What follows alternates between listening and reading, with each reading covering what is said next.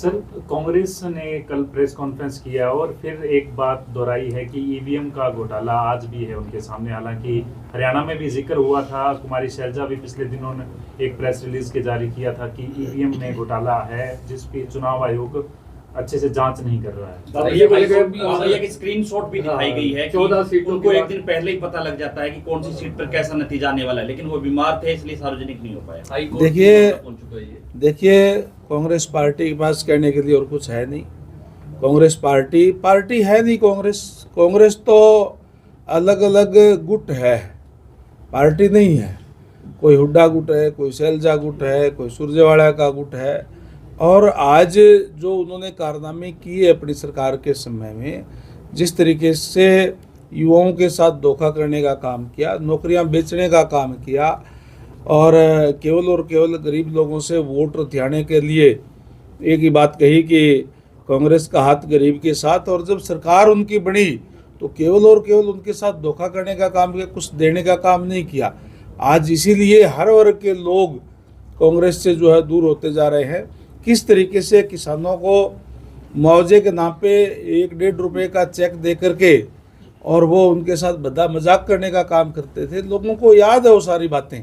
इसीलिए आज कांग्रेस पार्टी नीचे जा रही है और आप देखेंगे आने वाले समय के अंदर और ये जो है बिखर के जो है रह जाएगी कांग्रेस पार्टी। ईवीएम पे शैलजा जी कह रही हैं, तो शैलजा जी फिर सिरसा से जीती कैसे? जब शैलजा जी जीतती थी सिरसा से तब ईवीएम ठीक थी, अब खराब हो गई। जब कांग्रेस पार्टी की 5 सीटें प्रदेश के अंदर आई लोकसभा की, उस टाइम ईवीएम ठीक थी। उस टाइम तो कह रहे थे कि हमने जो है बहुत अच्छा प्रदर्शन किया है, हम सरकार बनाएंगे। लेकिन उस टाइम केवल उन्होंने एक जो भ्रमजाल फैलाने का काम किया था कि भारतीय जनता पार्टी आएगी तो आरक्षण को समाप्त कर देगी, आरक्षण को ख़त्म कर देगी, संविधान को ख़त्म कर देगी। ये हमारे यहाँ कहते हैं कि काठ की हांडी एक बार तो चढ़ जाती है, बार बार नहीं चढ़ती। इसलिए उनके भ्रम में कहीं न कहीं लोग आ गए थे, इसलिए भी उनकी 5 सीटें आ गई थी।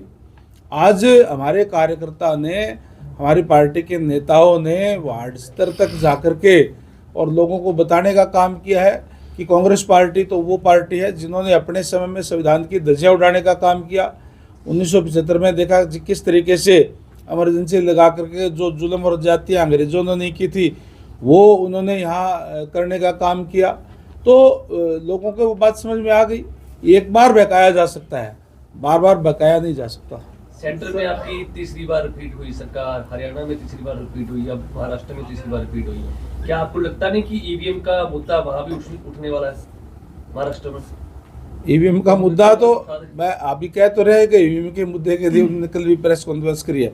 उनके पास एक ही बात है कि ईवीएम जब वो हार जाते हैं तो ईवीएम खराब है। हमने इस चुनाव के अंदर भी माननीय सीएम साहब ने, नायब सैनी जी ने पहले ही कह दिया था, क्योंकि हम लोगों के बीच में रहते हैं और लोगों का हमें पता है भी क्या रुझान है।